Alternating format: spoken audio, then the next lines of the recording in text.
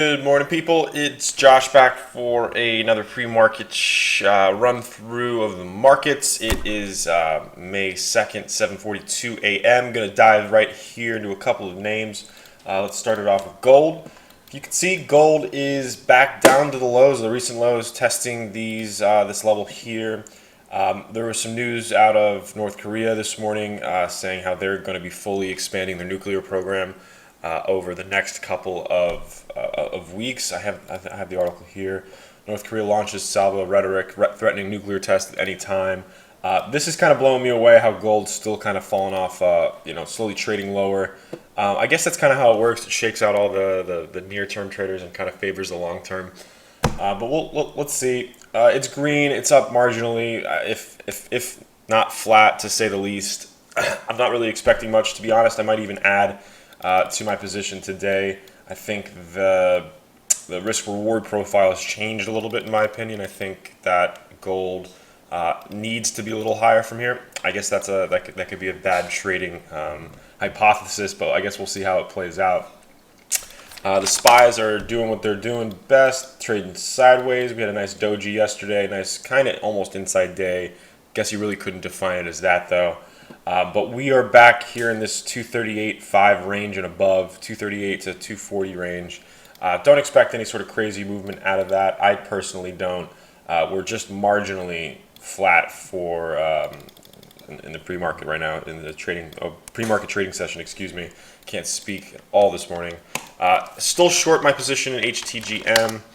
I've got a few thousand shares at the $5 level. Let's see if this thing doesn't continue to dump or has another parabolic move higher and fucks me drastically. That is yet to be determined. If you can see, all these pops in the past have recovered or have come back more than 100%. This one's like 400%. This one's 100%. So this stock has a history of popping and dumping. So let's see where that comes to, see where that goes to. Oh, I almost forgot to bring up Crude. Crude is rejected that downward trend line again. We're bouncing right off of that. We had a clear indication that the trend could have been broken yesterday. That's not the case this morning in today's trading session. You can see we're up, we're marginally flat, nothing crazy going on, but we've definitely bounced off that level. That's a clear sign, in my opinion, that the Bulls and the Bears are fighting it out. Bulls maybe have a stronghold today over the Bears. Let's see. What else was I going to cover? Let's pull up. Oh, that's right, AMD. So AMD is the only stock right now in the universe that's down 10% with more than 1 million shares traded. I guess they had an analyst day yesterday. I believe they beat their numbers. The revenues rose 18.3%, but the margin forecast disappointed big time. So I guess investors took this thing down pretty drastically here in the pre-market. It's already traded 1.41 million shares, and for someone who doesn't necessarily understand how much that is, it's not a lot, but it's definitely a lot for this time in the morning at 7:45 a.m. That's usually an amount of volume that you'd see for most stocks throughout the given day. But keep an eye on AMD.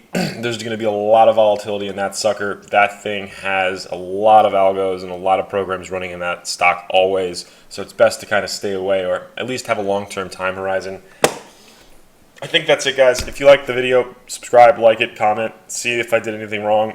Let me know down below. I would love to start. I'd love to start adding in some recommended stocks from you guys. So keep me in the loop. Have a great Tuesday and best of luck trading, guys. Take care.